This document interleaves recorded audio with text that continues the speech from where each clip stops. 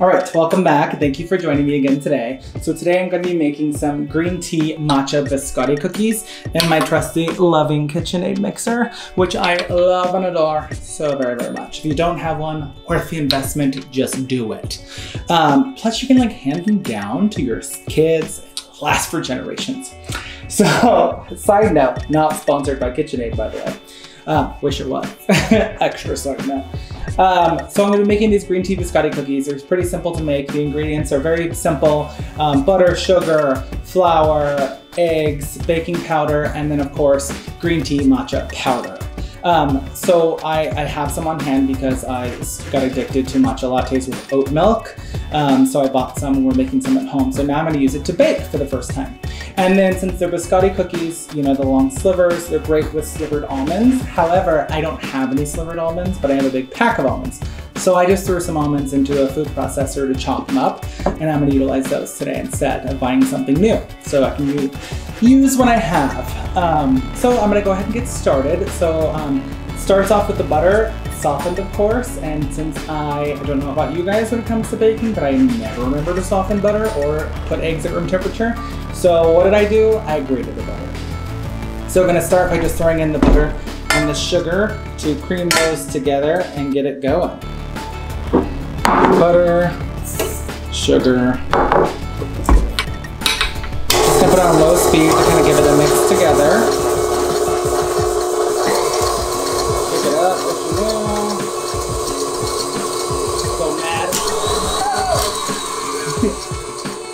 Alright, so now that those are creamed and stuck together, I'm gonna start adding the eggs. It says to do it one by one, so I'm going to do that. Just 2 eggs.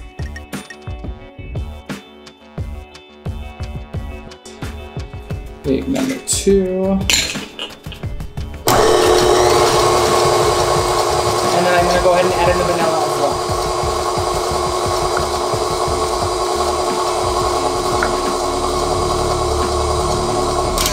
Alright, well that looks easy enough. Alright, now that that stage is done, I'm going to start adding in the flour and the dry ingredients. Slowly, of course.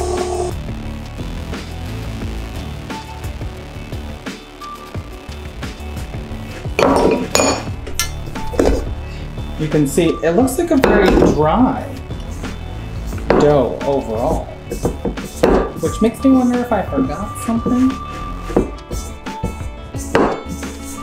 Slash, I hope not.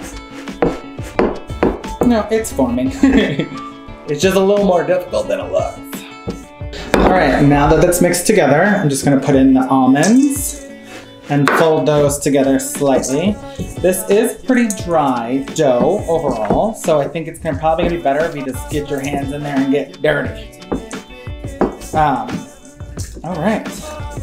Okay, so I'm gonna take the dough, and now that I mixed in everything in the almonds, just I'm gonna use my hand to get in here and get dirty with it, basically.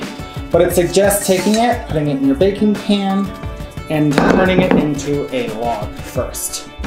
So, because this is a cookie that you actually cook in 2 stages overall. So the stages for this, so after you have it set up as your log, you put it in the oven and we'll bake this for 22 minutes. And then we're actually gonna pull it out, drop the temperature down, and slice it, and then continue to bake it. So now I have it as my little log, so let's go ahead and pop it in the oven and go from here.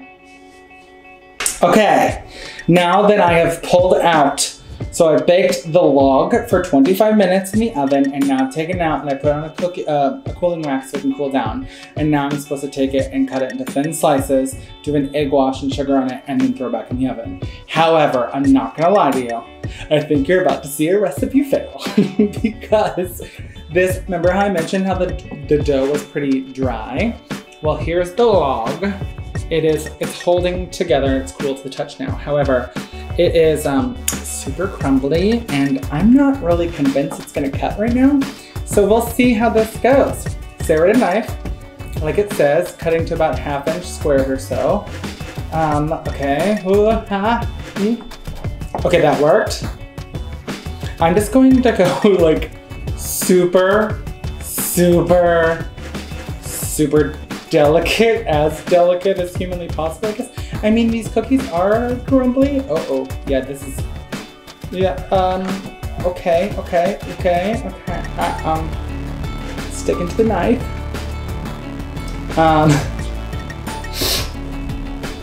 I guess in hindsight, what I would do probably is like, really like, pack it down next time, like squeeze it, like form it. Well, I'm just gonna like start pushing these. Like, okay, so this one looks decent, so I'm putting it back in the pan.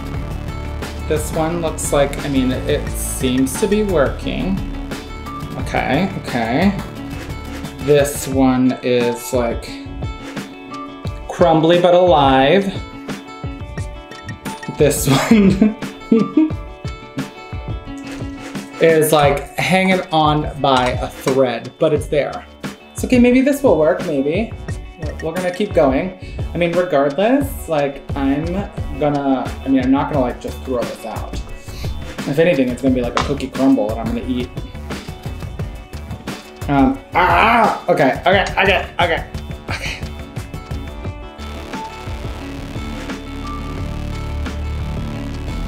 Well, not quite sure how many of them are going to turn out pretty, but they're there. And you know what? A for effort. That's what counts, right? It's the effort that you put in. All right, now that I have these done, I just have like a simple egg wash. Just going to give these an egg wash. So I already reduced the oven down to 275 for the rebaking, if you will.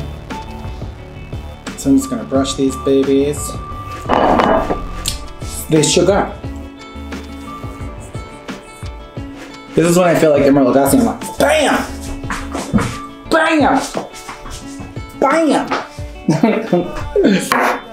All right, that's done. So they're gonna go back in the oven for another 15 minutes. I've reduced 275, and let's see how they turn out. See if we have some that are pretty enough to take a picture of. That's all we need, right?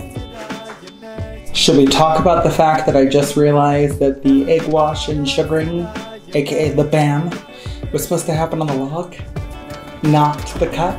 Maybe that would have helped it stay together. We'll never know. All right. So now that these are done baking, they're not a complete disaster. That's the best part and the good news. Some of them held together somewhat, so that's good. They definitely got harder, which is what I was looking for. So I'm just gonna put them on the cooling rack and let them chill and hopefully settle down and not crumble up too much so they can be pretty for a photo. You know, if I had one thing to wish for today, it'd be the cure for, cancer, coronavirus, and my cookies to set up. That's one thing, right? So once I have these, like this says that they last for up to 2 weeks in an airtight container, but I know myself, they're not gonna last that long. But still excited to have them and enjoy them for breakfast, as a little snack. It'll be great for an afternoon treat, a little treat in the afternoon with your coffee. Or you can even have it with a matcha latte if you want to go super green tea aggressive. And have some fun with it.